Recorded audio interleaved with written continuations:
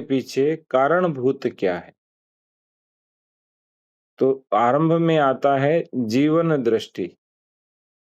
हमारे यहाँ कहा जाता है कि जैसी दृष्टि वैसी सृष्टि या यथा दृष्टि तथा सृष्टि।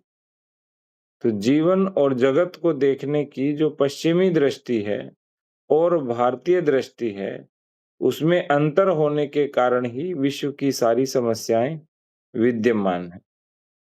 पश्चिम क्या मानता है कि जो दिखाई देता है वो सत्य है और जो दिखता नहीं है या जिस पर प्रयोग नहीं हुआ है या जो प्रयोग के द्वारा सिद्ध ही नहीं होता है, वो सत्य ही नहीं है।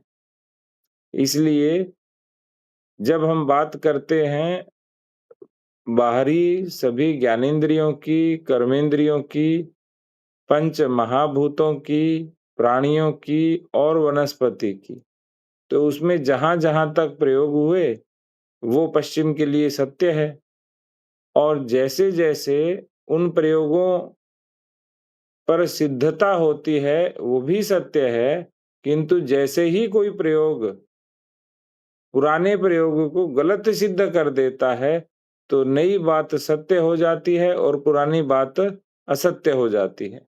अर्थात जो पश्चिम है, उसमें सत्यता का अंश तभी तक माना जाता है, जब तक कोई बात सिद्ध होते-होते असिद्ध नहीं होती। हम एक छोटा-सा उदाहरण लेंगे।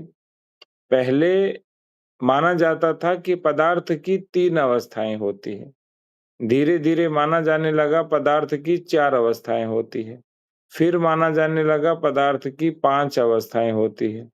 तो अब आप सोच के देखिए, क्या आज का भौतिक विज्ञान सही है या पहले का भौतिक विज्ञान सही? इसी तरह से पहले माना जाता था एंटीबायोटिक सबका निदान करती है और आज क्या माना जाता है कि यदि एंटीबायोटिक आप लेते हैं और अच्छे से नहीं लेते, तो उसके साइड इफ़ेक्ट होते हैं। भारत में ऐसी किसी वस्तु पर अभ्यास नहीं किया जाता, प्रैक्टिस नहीं की जाती, जिसके कोई साइड इफ़ेक्ट हों। भारत में हर बात के साइड बेनिफिट होते हैं, साइड इफ़ेक्ट नहीं होते।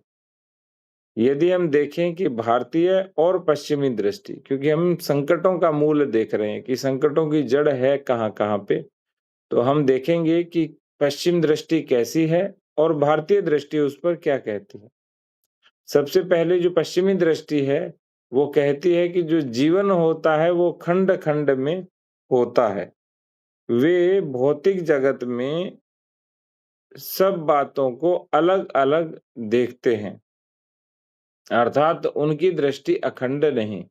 और भारत क्या देखता है? भारत देखता है कि ये जो जीवन है, वो एक भी है, अखंड भी है और निरंतर भी है। आज जिस रूप में हमारा जन्म हुआ है, चाहे लता दीदी का जन्म है, मेरा जन्म है या भाग्यश्री दीदी का जन्म है, जिसका भी जन्म हुआ है, वो अनेक जन्मों में से एक छोटा-सा अंग है। जबकि पश्चिम क्या मानता है कि बस this life is complete life and transitional life और इस लाइफ को अच्छे से जी लो और फिर आगामी जीवन के अंदर हम भगवान की प्राप्ति करेंगे या वहाँ कहते हैं कि कयामत होगी। दूसरा बिंदु क्या है पश्चिम का? वो जन्म को तो मानते हैं, किंतु पूर्व जन्म और पुनर्जन्म को नहीं मानते, अर्थात कर्म फल सिद्धांत को नहीं मानते। उनका मानना है कि एक बार जन्म शुरू हुआ और इसी में जन्म समाप्त हो जाएगा।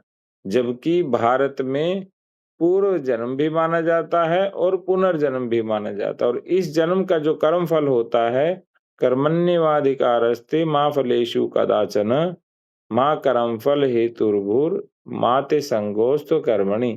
भारत में मानते हैं कि इस जन्म के जो संस्कार हैं, उसका प्रभाव अगले जन्म के ऊपर पड़ेगा और आज जो हमारा जन्म है, वो पूर्व के अनेकानेक जन्मों के संस्कारों के कारण हुआ है। अर्थात हम केवल आज की निर्मित नहीं हैं। हमें लग रहा है कि आज हम सब मिले हैं, तो इस जन्म के कारण मिले हैं। पूर्व के कई जन्मों का योगानुयोग रहा होगा, संस्कार रहे होंगे, हमारे पुण्य कर्म, पाप कर्म रहे होंगे, हमारी बहुत सारी गतिविधियां रही होगी जन्मों की, जिसके कारण आज हम इस रूप में आए हैं। तीसरा, पश्चिम की जो जीवन दृष्टि है, वो अर्थ केंद्री है। यदि अर्थ है, तो उनके जीवन में भी अर्थ है। अर्थ का अर्थ है उनके जीवन में उद्देश्य है, कोई ना कोई टारगेट है। यदि अर्थ नहीं, तो उनको लगता है इस काम करने का कोई लाभ ही नहीं है। और मन की सारी इच्छाओं की पूर्ति करना किसी भी व्यक्ति का एकमात्र लक्ष्य है।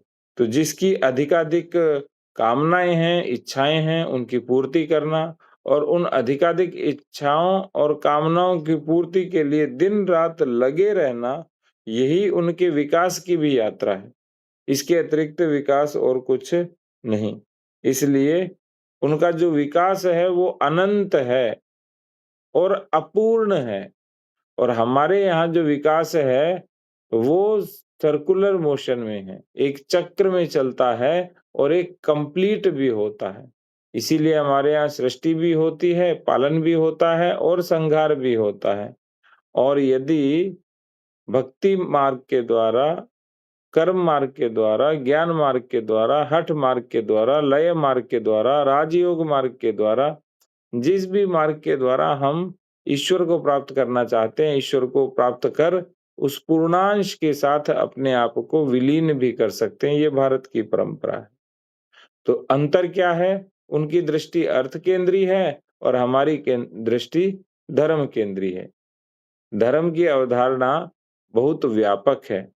अर्थ की अवधारणा 4 पुरुषार्थों का एक छोटा-सा अंश है। चौथा बिंदु, पश्चिम क्या मानता है कि विश्व में मनुष्य श्रेष्ठ है और सारे पंच महाभूत, प्राणी और वनस्पति अर्थात मनुष्य से इतर जो भी सृष्टि है, अदर देन ह्यूमन बीइंग जो भी है, वो सब मनुष्य के उपभोग के लिए है, भोग के लिए है। जबकि भारत ऐसा नहीं मानता है। भारत कहता है कि सभी एक दूसरे के लिए पूरक हैं, वो कॉम्प्लीमेंट्री है। हम एक दूसरे के कॉम्पिटिटर नहीं हैं कि भई एक दूसरे के भी कॉम्पिटिटर हों और पूरी सृष्टि का भी भोग करें।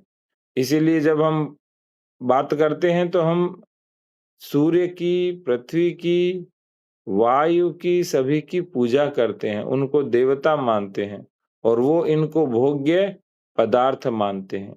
इसीलिए वे लोग जब हम प्रकृति की पूजा करते हैं तो कई बार हँसते भी हैं कि आप ये क्या कर रहे हो? क्योंकि हम हर प्रकृति की वस्तु में एक देवता को प्रतिष्ठित करके आगे बढ़ते हैं। तो हमारे यहाँ सृष्टि, समष्टि, व्यष्टि और परमेष्टि ये पाँचों एक ही जो अंश है, उसके विभिन्न-विभिन्न नाम हैं और अंतिम उद्देश्य क्या है? उस पूर्ण परमेष्टि की ओर सभी को अग्रसर होना। तो जीवन हमारा क्या है? पूरक है। इसीलिए हमारे लिए धरती और प्रकृति और सृष्टि क्या है? माता है। 5वाँ, पश्चिम हमेशा कहता है कि जो सृष्टि है, वो व्यक्ति केंद्री है और वो कहता है व्यावहारिक रूप से सत्य भी है। और गड़बड़ कहाँ हुआ कि भारत ने भी मानना शुरू कर दिया कि ये प्रैक्टिकली सत्य है, जबकि वास्तव में ऐसा नहीं है। वास्तविकता ये है कि यदि हम सामाजिक दृष्टि से देखें, तो पूरी सृष्टि कुटुंब केंद्री है। यदि आर्थिक दृष्टि से देखें, तो पूरी सृष्टि ग्राम केंद्री है और यदि सांस्कृतिक दृष्टि से देखें, तो पूरी सृष्टि राष्ट्र केंद्री है। और इन सभी के कारण पश्चिम का सिद्धांत क्या बना?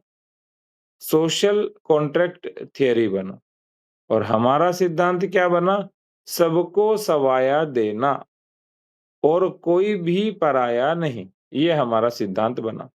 जैसे श्री गुरु जी ने बोला था कि मैं नहीं, तू। जब ये भाव आता है, वो है भारतीय दृष्टि, और केवल मैं ही, ये भाव आता है, वो है पश्चिमी दृष्टि। तो ये जो 5 मूल, मैं केवल इसी की, हालाँकि हम इसको और भी बड़ा कर सकते हैं, लेकिन मैं इसी अध्याय के ऊपर केंद्रित रह के थोड़ा आगे बढ़ना चाह रहा था, नहीं तो बहुत बड़ा हो जाएगा। तो उनका सिद्धांत क्या है? सोशल कॉन्ट्रैक्ट थ्योरी, और हमारा सिद्धांत क्या है?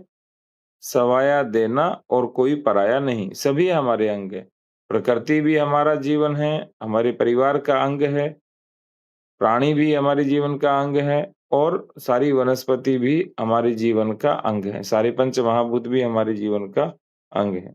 इस तरह से जब हम बात करते हैं पश्चिम की, तो पश्चिम में जो जाल बनता है, वेब बनता है, उसमें असंख्य रचनाएँ बन जाती हैं, और उसे कहते हैं विशियस साइकिल या दुष्चक्र या विष चक्र, जिसमें हमेशा भारत फँसा रहता है। लेकिन यदि भारतीय चक्र होगा, वेस्टर्न साइकिल के बजाय भारतीय साइकिल होगा, तो उसमें भारत कभी फँसेगा नहीं, क्योंकि वो क्या है? एक है, अखंड है, निरंतर है, परस्पर पूरक है, हमेशा दूसरे को देना है, लेने का भाव उसमें नहीं है। इसीलिए भगिनी निवेदिता की एक पुस्तक आती है, you must read the book, the web of Indian life. अभी मैंने उसका हिंदी में भी ट्रांसलेशन किया है, वो मैंने अपने स्तर के ऊपर किया है, केवल अपने पढ़ने के लिए, किसी से अनुमति भी नहीं है अभी, और कभी अनुमति मिली तो उसका प्रकाशन भी हम कर सकते हैं। तो the web of Indian life आप अवश्य पढ़िएगा। उन्होंने बताया कि किस तरह से भारत की लाइफ का वेब बिल्कुल भी उलझाता नहीं है और सारी समस्याओं का समाधान करता है। और भारत ये भी कहता है कि ऐसा नहीं है कि जो पश्चिम आज जीवन जी रहा है वो हमें पता नहीं है, वो भी हमें पता है। क्योंकि चार्वाक हमेशा कहते हैं कि यावत जीवेत सुखम जीवेत ऋणम कृत्वा घृतम पिबेत भस्मीभूतस्य देहागमनम पुनरागमनम कुतः। अर्थात जो जीना है वो आज जी लो, ऋण लेकर के भी घी पी लो, और भविष्य में क्या होगा इसके बारे में किसी को कुछ पता नहीं है।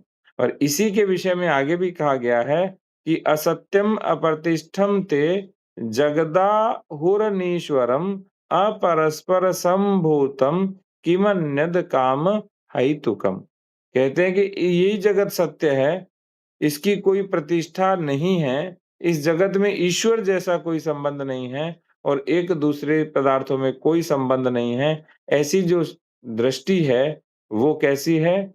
बाज़ारी संस्कृति है, भौतिकतावादी संस्कृति है, चार्वाकी संस्कृति है, और पश्चिमी संस्कृति है, और मैं तो एक शब्द में बताऊँगा, पाताल लोक की संस्कृति है। ये संस्कृति आसुरी संस्कृति है, राक्षसी संस्कृति है, दानवी संस्कृति है, स्वार्थवादी संस्कृति है, और सेल्फिशनेस वाली संस्कृति है। इसीलिए हमारे यहाँ पाताल लोक कहीं और नहीं था, आपको लगता है कि पाताल लोक धरती के अंदर है। पाताल लोक हम, जो आज का अमेरिका है, वहाँ के क्षेत्र को पहले कहते थे कि अरे हम पाताल में नहीं, पाताल में जाना है क्या? तो वो हमारा पाताल लोक होता था। और ऐसा भी नहीं था कि ये जो लोग थे, ये लोग शक्तिमान नहीं होते थे, शक्तिवान नहीं होते थे, बलवान, धनवान, सत्तावान, सौंदर्यवान नहीं होते थे। इनके पास भी सारी शक्ति होती थी। बस इनकी विशेषता एक ही थी, इनके अंदर मानवीयता नहीं होती थी। वे सज्जन नहीं होते थे, और जो दमन करना, दूसरे पर अत्याचार करना, शोषण करना, ये उनको बुरा नहीं लगता था। जब हम बात करते हैं राम और रावण की, तो जो रावण है वो आसुरी संस्कृति का प्रतीक है। अर्जुन और कर्ण की, युधिष्ठिर और दुर्योधन की, कृष्ण और कंस की, और भारत और अंग्रेजों की, या भारत और अब्राहमिक संस्कृति की, तो दोनों में अंतर साफ परिलक्षित होता है। और इसी तरह से श्रीमद् भगवत गीता का जो 16वां अध्याय है, उसमें भी दैवासुर संपद विभाग योग दिया है। अर्थात आसुरी संपदा और दैवी संपदा के बारे में दिया हुआ है। वो भी इसी के बारे में है कि किस तरह से पश्चिम अपने आप को मानता है। तो आज वास्तव में आवश्यकता क्या है? आज वास्तव में आवश्यकता है कि सज्जनता और दुर्जनता को देखने की। कौन काम केंद्री है, धर्म केंद्री है? कौन हित देखता है, कौन सुख देखता है? ये सब देखने की आवश्यकता है और जैसे ही हमने इस दृष्टि को देखना शुरू किया, आपको स्पष्ट रूप से लगेगा कि जो ये हमारा धर्म क्षेत्र है, कुरुक्षेत्र है, इसमें युद्ध हमेशा चलता रहेगा। आसुरी संपदा वालों से दैवी संपदा के लोग हमेशा लड़ते रहेंगे। तो आज जो हमारा युद्ध है, जिसको हम कहते हैं कि भारतीय शिक्षा का स्वतंत्रता संग्राम चल रहा है और उस स्वतंत्रता संग्राम के हम सब सेनानी हैं, सैनिक हैं। तो वो क्या है? इस धर्म क्षेत्र के अंदर, भारत क्षेत्र के अंदर जो कुरुक्षेत्र अर्थात रण होना है, उसमें कौन आ चुका है? कौरव आ चुके हैं और युद्ध किसको लड़ना है? पांडवों को लड़ना है। चारवाकी लोग हमेशा से रहे हैं और हमेशा से रहेंगे। बस अंतर इतना है कि इन चारवाकी लोगों को दबा के रखना या ये इतने कम हों कि वो प्रभावी ही न रहें। तो इसलिए जो सबसे बड़ा अंतर क्या है भारत और पश्चिम में, वो है त्याग का और भोग का अंतर। जो त्याग की संस्कृति वो भारतीय संस्कृति और जो भोग की संस्कृति वो पश्चिम की संस्कृति। और पश्चिम विनाश की ओर लेके जाता है और जो भारत है ये वो पूर्णता की ओर लेके जाता है। इसलिए भारत का कर्तव्य क्या है कि स्वयं भारत भी इससे बचे और पूरे विश्व को इससे बचाए। क्योंकि उनको भी पता नहीं है कि वो गलत रास्ते पर है, वो त्रुटिपूर्ण रास्ते पर है। इसी को जब हम भारतीय शिक्षा की दृष्टि से वैश्विक संकटों को देखते हैं, तो आज 2 तरह के संकट दिखाई देते हैं। एक प्राकृतिक संकट, दूसरा सांस्कृतिक संकट। प्राकृतिक संकट में तो सारी आपदाएँ आती हैं, लेकिन सांस्कृतिक संकट के अंदर भौतिक भी आता है और मानसिक भी आता है। भौतिक में भुखमरी, जनहानि, शारीरिक स्वास्थ्य ये सब आते हैं। और मानसिक में हमेशा चोरी, डकैती, बलात्कार, अनाचार, भ्रष्टाचार, शोषण इन सभी की मानसिकता आती है। ये सारे सांस्कृतिक संकट हैं। बेसिकली सभी को दास बना करके स्वयं भोग करना, दूसरा हमसे हमेशा कमतर है, ये मानना और दूसरे को कभी स्वीकार ही नहीं करना, ये संस्कृति क्या है? पश्चिमी। और सारे संकटों का जो मूल है, वो यही विचार है। और आज जो प्राकृतिक संकट हमें दिखाई दे रहे हैं, उसका मूल भी क्या है? पश्चिम की सांस्कृतिक जो विरासत है, वो है। क्योंकि पश्चिम सारी चीज़ों के भोग को मानता है। इसीलिए जब हम ताई से चर्चा करते हैं, तो ताई बार-बार कहती हैं कि 10 सहस्त्र वर्षों तक हम कृषि करते रहे और हमने 1% भी धरती को अनउपजाऊ नहीं होने दिया। और पश्चिम पिछले 100 वर्षों से हमें राह दिखा रहा है और आज हमारी स्थिति क्या हो गई है कि हमारे खेत बंजर होने लगे हैं। हर तरफ कर्क रोग या कैंसर का साम्राज्य हो गया है। हमारी जो फसलें हैं वो नष्ट हो रही हैं, वो खाने के लायक नहीं बची हैं। उसका कारण है कि जो लोभ, लालसा, मद, मत्सर, काम और क्रोध है, जो षड्रिपु है, वो प्रत्येक मनुष्य में है। और भारतीय जो संस्कृति है, वो इसको नियंत्रण करती है और उसकी जो उदार वृत्तियाँ हैं, उसको बाहर निकालती है। इसीलिए भारत में कहा जाता है कि अयम निजः परो वेति गणना लघु चेतसाम। ये तो पश्चिम का विचार है। उदार चरिता नाम तु वसुधैव कुटुम्बकम। जो भारत के लोग हैं वो तो दूसरे के बारे में, पूरी वसुधा, पूरी संस्कृति, पूरे राष्ट्र के बारे में, पूरे विश्व के बारे में सोचते हैं। इसलिए हम प्राकृतिक और सांस्कृतिक दोनों प्रकार के संकट जो पश्चिम ने पैदा किए हैं, वो अलग-अलग नहीं रख सकते हैं। क्योंकि उन दोनों में क्या है? अंगांगी संबंध है। वो एक-दूसरे से जुड़े हुए हैं।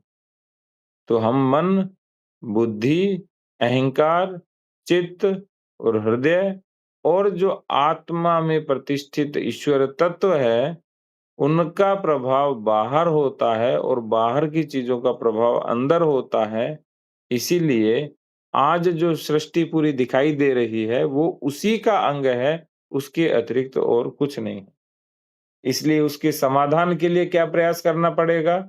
जो बाहरी सृष्टि है और आंतरिक सृष्टि है, या बाहर का जीवन है और आंतरिक जीवन है, दोनों को हमें पढ़ना पड़ेगा। तो मनुष्य का जो व्यवहार है, वो संकटों को आमंत्रित करता है और वही संकटों का नाश करता है। एक छोटे से उदाहरण के रूप में, किसी को आवश्यकता है पैसे की, हमने उसे अपना समझकर कुछ उधार दिया। उस समय में वो चुका देगा और नहीं भी चुका पाया, तो हम मानेंगे कि वो हमारे परिवार का अंग था। इसी तरह से एक व्यक्ति को आवश्यकता है धन की, उसने बैंक से उधार लिया, वो चुका नहीं पाया, तो उसकी सारी संपत्ति कुर्क कर दी जाएगी और उस व्यक्ति के लिए भविष्य में जीना भी मुहाल नहीं होगा। उसके लिए घर नहीं बचेगा, उसको पास पैसे नहीं बचेंगे, वो हमेशा ऋण के विष चक्र में, विषय साइकिल में फँस जाएगा। तो ये दृष्टि क्या है? भारत की दृष्टि और पश्चिम की दृष्टि। इसलिए विश्व के संकट कम करने हैं, विश्व को जगत को संकटों से मुक्त करना है, तो मनुष्य को ठीक होना होगा और मनुष्य को ठीक करने का सबसे बढ़िया तरीका क्या है? उसका जो अंतःकरण है, उसका जो अंतर तत्व है, उनको सही करना और वो किसके माध्यम से ठीक होगा? वो शिक्षा के माध्यम से ठीक होगा। मन को संतुलित करना, बुद्धि को विवेकशील करना, अहंकार को विनीत भाव में ले आना और धीरे-धीरे यम, नियम, आसन, प्राणायाम, धारणा, ध्यान और समाधि तक पहुँचते-पहुँचते जो चित्त में जितने भी बीज रूप संस्कार हैं, उनको धीरे-धीरे कर्म योग, ज्ञान योग, भक्ति योग या राजयोग के द्वारा नष्ट कर देना और पुनः शुद्ध आत्म तत्व रूप, शुद्ध ज्ञान तत्व रूप, शुद्ध सत्य तत्व रूप, जो हम प्रार्थना में भी बोलते हैं, उसमें मनुष्य को प्रतिष्ठित कर देना, यही भारतीय शिक्षा की स्थिति भी है और यही एकमात्र उपाय भी है और कोई उपाय ही नहीं है। इसीलिए भारत को भाव में रत माना जाता है, प्रकाश में रत माना जाता है, जो दूसरे को ज्ञान का रास्ता दिखाए। इसीलिए हमारे यहाँ के जितने भी ज्ञानी हैं, मुनि हैं, गुरु हैं, ऋषि हैं, अर्थात ज्ञानाचार्य और धर्माचार्य हैं, उन सभी का दायित्व है कि वो भारत को समर्थ बनाए और वो भारत समर्थ केवल भारतीय शिक्षा के माध्यम से ही बन सकता है। इसीलिए हमारे कहा जाता है वेदो खिलो धर्म मूलम। वेद ही धर्म का, सत्य का और ज्ञान का मूल है और वही मूल शिक्षा है। उसी से ही प्रकारांतर में उपनिषद या अन्यान्य स्मृति और श्रुति ग्रंथों का निर्माण हुआ था। वहीं आगे देखें तीसरा, संकटों के मूल में भौतिकवाद को, तो जब हम सब बातों में केवल प्रत्यक्ष मेव प्रमाणम, अर्थात जो दिखाई देता है वही प्रमाण है, ये मानना शुरू करते हैं, तो जितने भी आंतरिक तत्व हैं, अंतःकरण के जो तत्व हैं, मन, बुद्धि, अहंकार, चित्त और हृदय में प्रतिष्ठित जो आत्म तत्व है, उन सभी को हम क्या मानना शुरू कर देते हैं? नकारना शुरू कर देते हैं या उनको भी जड़ दृष्टि से मानना शुरू कर देते हैं। इसीलिए जब स्विट्ज़रलैंड की सर्न लैब में प्रयोग होता है अरबों-खरबों डॉलर व्यय करके और उसके बाद जो परिणाम आता है, उसको हम क्या कहते हैं? हिग्स बोसॉन, गॉड पार्टिकल, कि भगवान is also particle like us. भगवान भी क्या है? एक छोटा-सा पदार्थ है। लेकिन हमारे यहाँ क्या है? सभी का मूल चेतना है। वो एनर्जी है, वो कॉन्शियसनेस है। हालाँकि मैं ये शब्द अवश्य प्रयोग में ला रहा हूँ, लेकिन वास्तव में ये शब्द भी क्या है? भौतिक विज्ञान के ही हैं। वास्तव में वो एक ही तत्व है, वो क्या है? ईश्वर तत्व है। वो भगवान है और कुछ नहीं है। इसीलिए जो भौतिकता जिसमें यूनिवर्सैलिटी को नकारा जाता है और एक-एक व्यक्ति को स्वीकारा जाता है, उसी के विपरीत जो भारत है, वहाँ परस्परावलंबन, एकात्मता और धार्मिकता और एकत्व को स्वीकारा जाता है। जब भौतिकवाद की बात करते हैं, तो भौतिकवाद में सारे प्रश्न निरुत्तर रह जाते हैं, अनुत्तर रह जाते हैं, उनका उत्तर दिया ही नहीं जा सकता। एक समय के बाद आप सब उलझ जाएँगे। इसीलिए जब हम बात करते हैं सृष्टि का निर्माण कैसे हुआ, तो पश्चिम कहते हैं कि बिग बैंग हुआ, एक विस्फोट हुआ, उस विस्फोट के बाद एक पूरी सृष्टि बनी।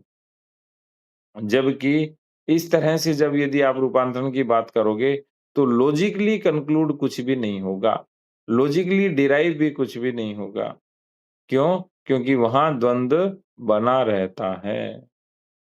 जबकि जब हम मानेंगे कि ईश्वर से 2 तत्व आए, जड़ और चेतन से चिज्जड़ ग्रंथि का नाम हुआ और उससे पूरी व्यष्टि, समष्टि, सृष्टि का अस्तित्व आया, तब वो जो द्वंद्वात्मक सृष्टि है, उसके बारे में एक लॉजिकल कन्क्लूज़न हमारा निकलेगा।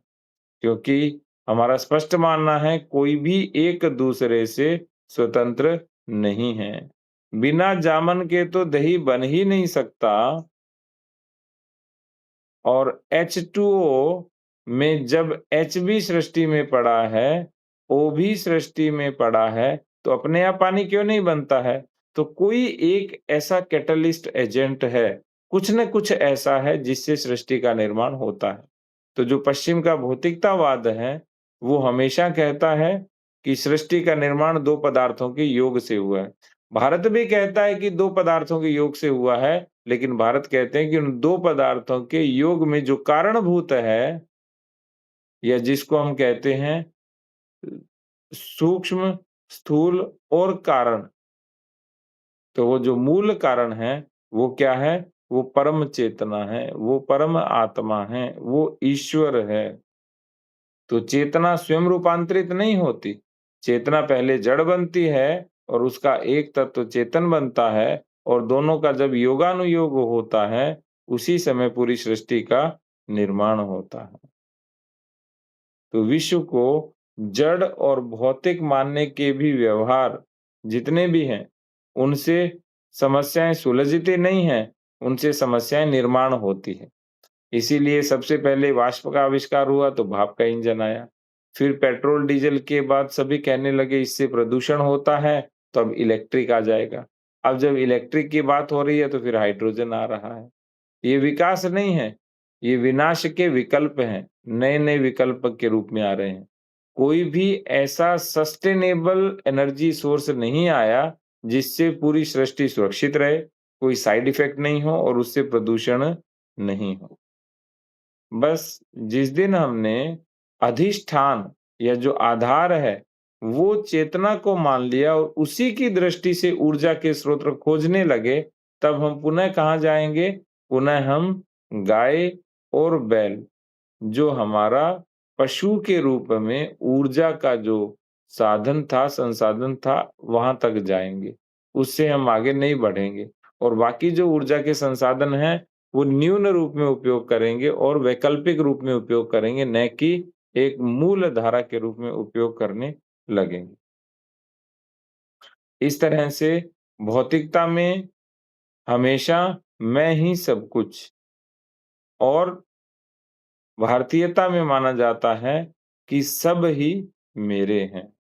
अंग्रेजी भाषा में प्रेम के लिए लव होता है कि मैं आपसे प्यार करता हूँ और उसके लिए कहा जाता है कि आई एम मेकिंग लव। तो इसका अर्थ क्या है कि वहाँ प्रेम और काम को भी भौतिक माना जाता है। वहाँ की जो मोक्ष की संकल्पना है वो भी साल्वेशन बन जाती है और इसीलिए कभी टिकटें बँटा करती थी कि स्वर्ग में जाना है तो इतने रुपए की टिकट खरीद लीजिए। जबकि भारत में ऐसा नहीं है। भारत में एक घर में बैठी हुई गृहिणी अपना काम करती-करती भी मोक्ष प्राप्त कर सकती है। वहाँ प्रेम, आनंद, त्याग, सेवा, सौंदर्य इसके स्वरूप भौतिक नहीं है। ये क्या है वास्तव में? अमूर्त संकल्पनाएँ हैं, लेकिन इसी से हमारा जीवन पूर्ण होता है। वहाँ बौद्धिक और मानसिक जगत का मापदंड भी आईक्यू के रूप में किया जाता है कि आप में 110 आईक्यू है या 120 आईक्यू है। जबकि हमारे यहाँ जो मूल्यांकन है, वो कैसे किया जाता है? किसी व्यक्ति की ओवरऑल क्वालिटी को देख कर के। इसीलिए आज हम देख रहे हैं कि जितनी भी समस्याएँ हैं, चाहे वो तनाव है, टेंशन है, उत्तेजना है, हताशा है, डिप्रेशन्स हैं, इसी तरह से डायबिटिक है या ब्लड प्रेशर है, उन सभी का जो उपचार पश्चिम करता है, वो भौतिकवाद की दृष्टि से करता है। इसीलिए एक बार डायबिटिक होने के बाद उसका समाधान उसे नहीं मिलता है। एक बार बीपी होने के बाद उसका समाधान नहीं मिलता है। जबकि हमारे यहाँ ये सारे उपचार आयुर्वेद के माध्यम से, जीवन व्यवस्था में परिवर्तन के माध्यम से किए जा सकते हैं। अभी डॉक्टर विश्वरूप राय चौधरी संभल आए थे। उनका 1 डेढ़ घंटे का सत्र था। तो उन्होंने बताया कि कैसे हमारे यहाँ कैंसर का भी हमेशा के लिए निदान किया जाता है। कि डायबिटिक और ये तो ऐसी चीज़ें हैं जिनका हम परमानेंट सॉल्यूशन कर ही देते हैं। इसी तरह से हमारे यहाँ जो संगीत, कला, साहित्य उसको भी धन के रूप में नहीं मापा जाता था।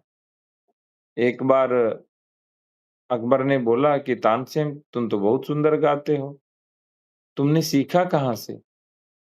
तो अकबर जो तानसेन है वो अकबर को अपने गुरु हरिदास जी के पास, स्वामी हरिदास जी के पास ले गया। स्वामी हरिदास जी के पास गया तो 2 दिन तक उन्होंने गाया ही नहीं, तीसरे दिन उन्होंने गाया और सुबह से शाम तक गाते रहे।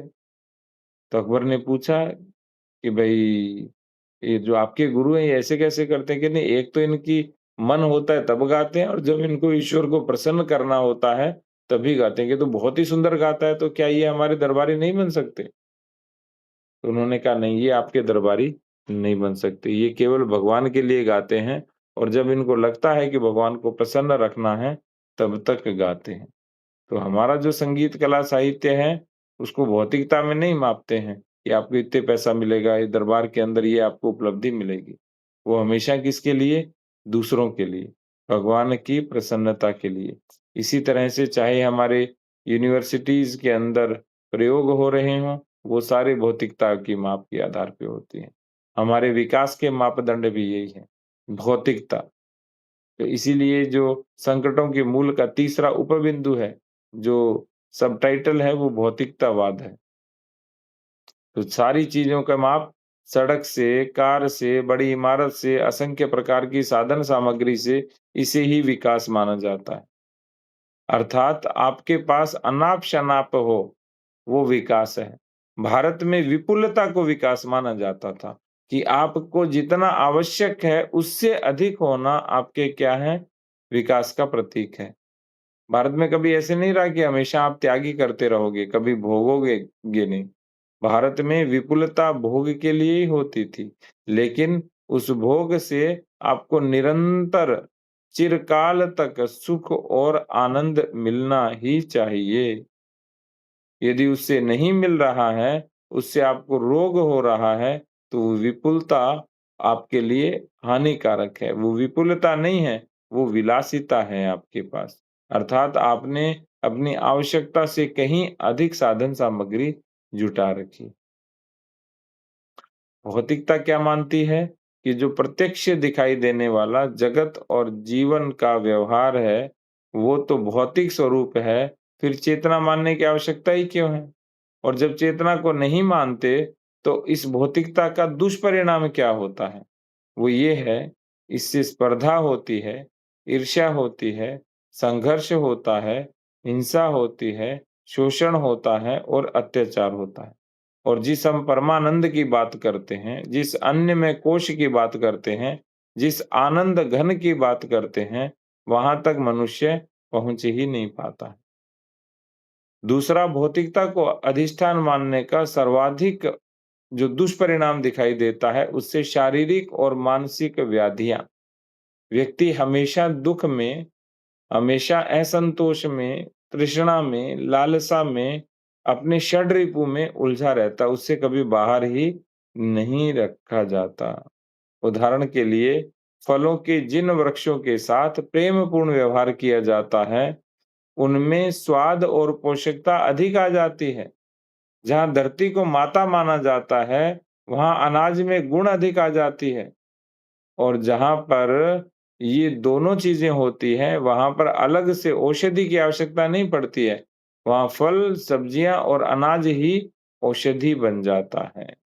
तो हमारे यहाँ तो भौतिक के साथ भी इतना प्रेमपूर्ण और आदरपूर्ण और ईश्वरीय व्यवहार होता है कि उसमें सात्विकता अपने आप आ जाती है, पौष्टिकता अपने आप आ जाती है और वो स्वादिष्ट अपने आप हो जाती है।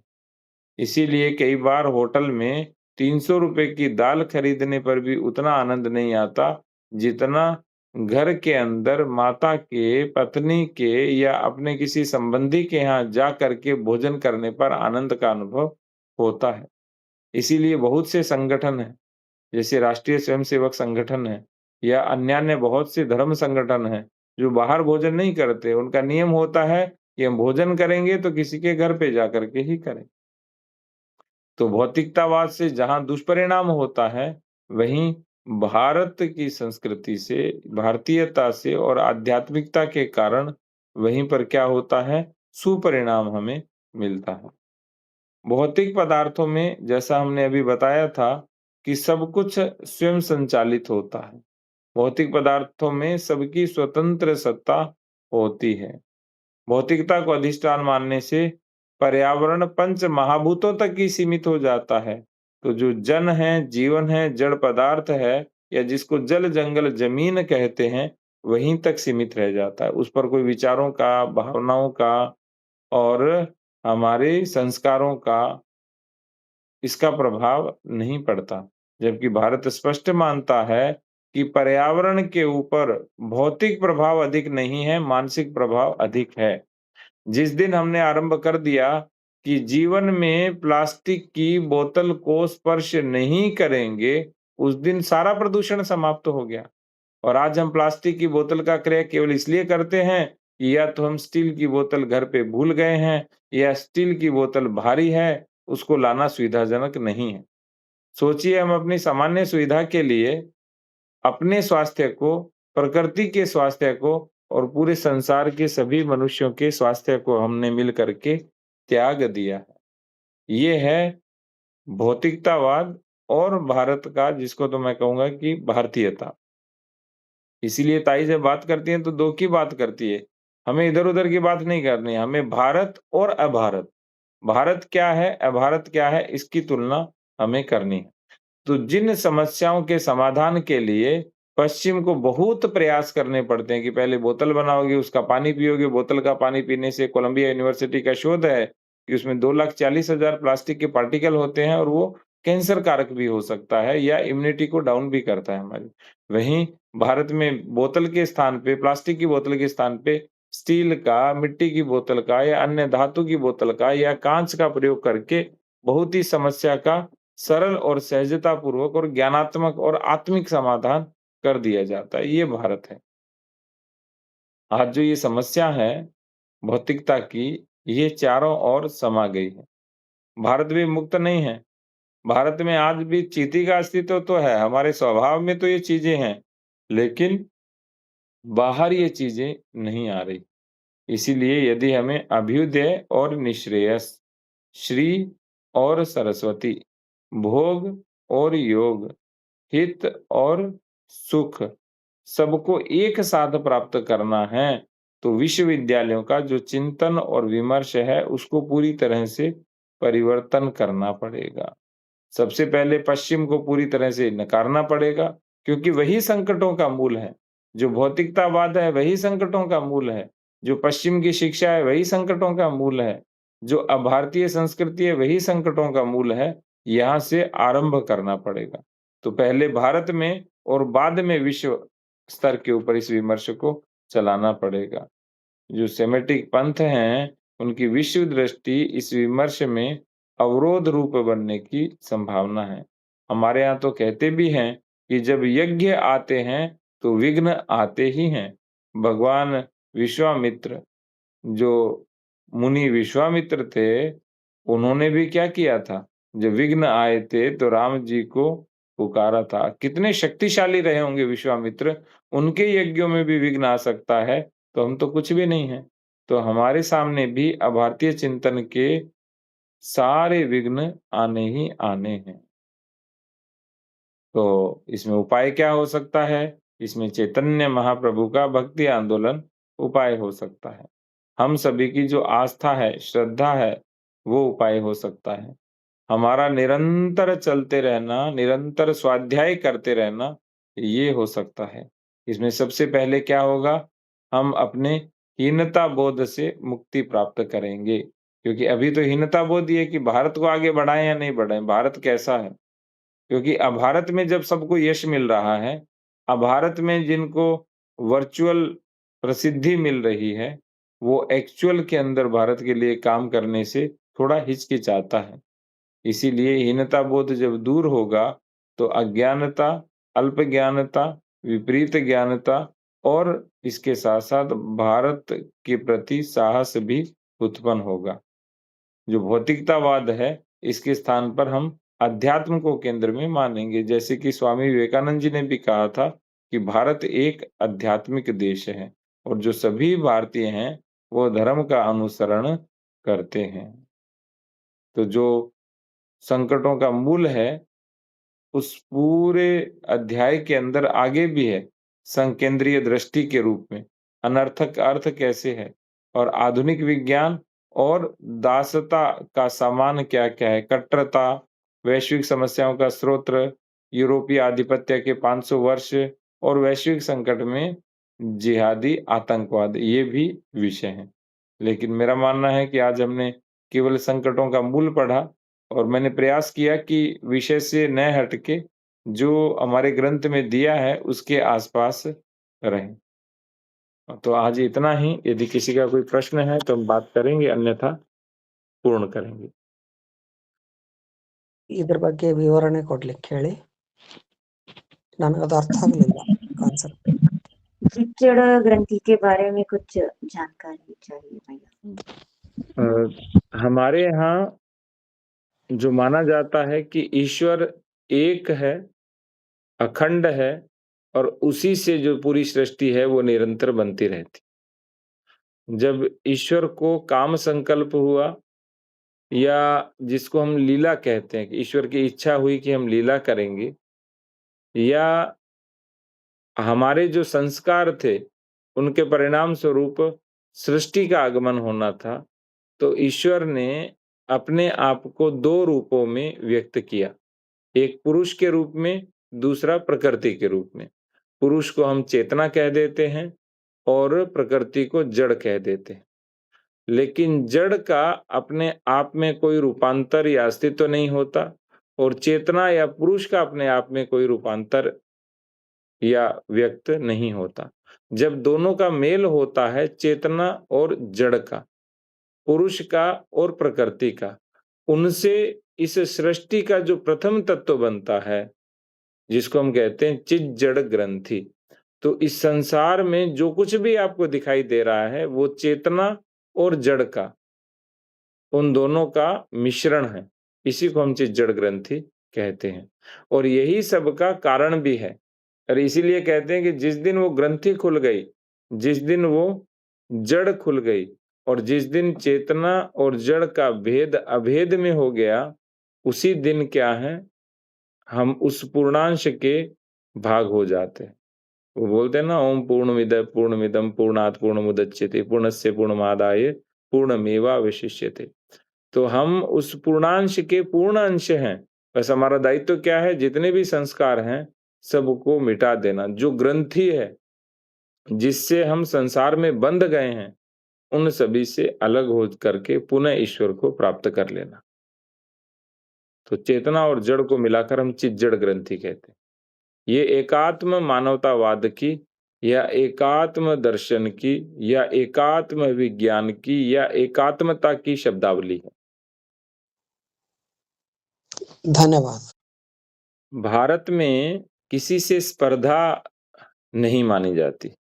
फॉर एग्जाम्पल, यदि हम अपने कार्य क्षेत्र में काम करते हैं तो एक व्यक्ति कम काम करता है और दूसरा व्यक्ति अधिक काम करता है, तो भी उनको बराबर कई बार वेतन मिलता है। लेकिन यदि पश्चिम में आप किसी कारणवश एक बार काम नहीं कर पाए, तो आपका वेतन कटौती हो जाएगा और जिसने काम किया उसको ज़्यादा वेतन मिलेगा और वो सोचेगा भी नहीं आपके बारे में कि आपकी अवस्था ठीक नहीं थी, आप रुग्ण थे, तो आपके स्थान पे मैंने काम कर लिया। दूसरी बात, भारत में स्पर्धा अपने आप से मानी जाती है, स्वयं को श्रेष्ठ बनाना ये भारत में है और पश्चिम में दूसरे से श्रेष्ठ बनना ये हमेशा माना जाता है। इसीलिए भारत में हमेशा सवाई की संस्कृति रही, मैंने बताया था।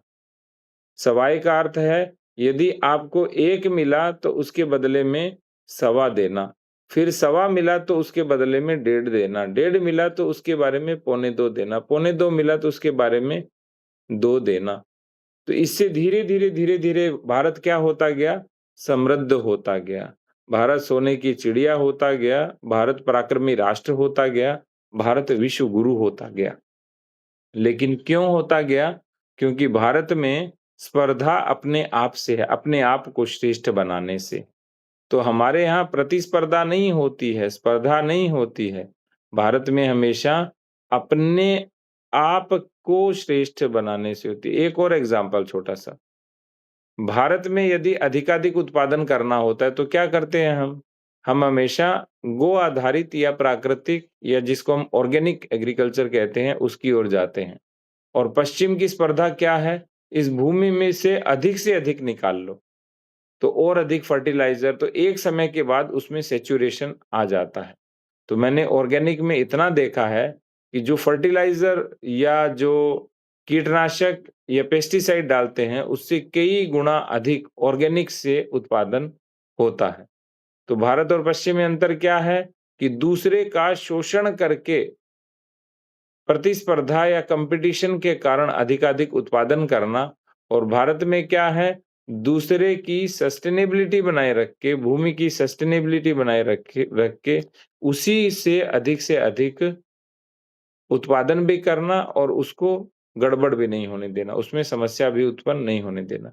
तो भारत और अभारत में बहुत सरल अंतर है। भारत स्पर्धा अपने अंतःकरण से करता है, मन को और अधिक संतुलित करना, बुद्धि को अधिक विवेकशील करना, अहंकार को और अधिक विनम्र करना अर्थात हम और अधिक विनीत हो जाते हैं, और अधिक शील गुण संपन्न हो जाते हैं, और अधिक क्षमाशील हो जाते हैं। जबकि अभारत में क्या है? अहंकार और बढ़ता है। बुद्धि में क्या है? अविवेकता आती है। मन और असंतुलित होता है।